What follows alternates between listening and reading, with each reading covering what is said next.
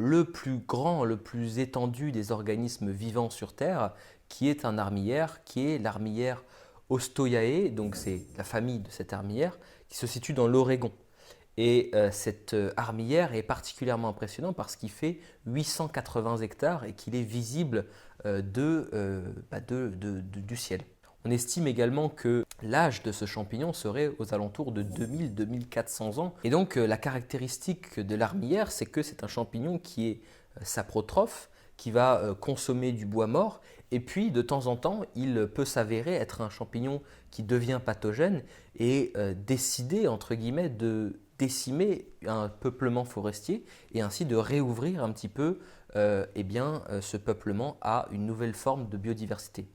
Donc dans l'Oregon, ça se traduit par la formation de prairies et donc on a cette armillère qui, encore une fois, dans une optique de compétition circulaire, va permettre de créer une nouvelle niche.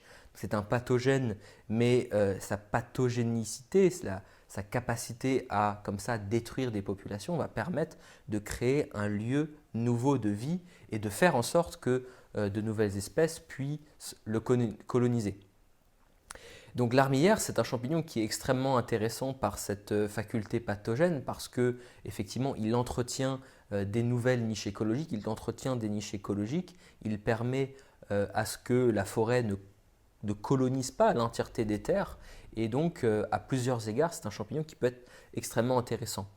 C'est un champignon également qui a, comme tous les champignons, cette particularité de pouvoir s'anastomoser, de pouvoir être répliqué, se cloner avec un fragment d'if. Et donc, le fait que cette armillère soit absolument géante, ça traduit probablement le fait que, il ait été disséminé au cours des années. Certains ifs aient été donc coupés et puis transportés sur une durée. Et puis, avec la croissance de tous ces ifs comme ça, il se serait donc anastomosé et reconnecté à lui-même pour former cette masse absolument gigantesque de 880 hectares. Et donc de cette caractéristique de l'armillère à ouvrir comme ça des peuplements forestiers va naître une anecdote assez intéressante qui est celle du drapeau canadien.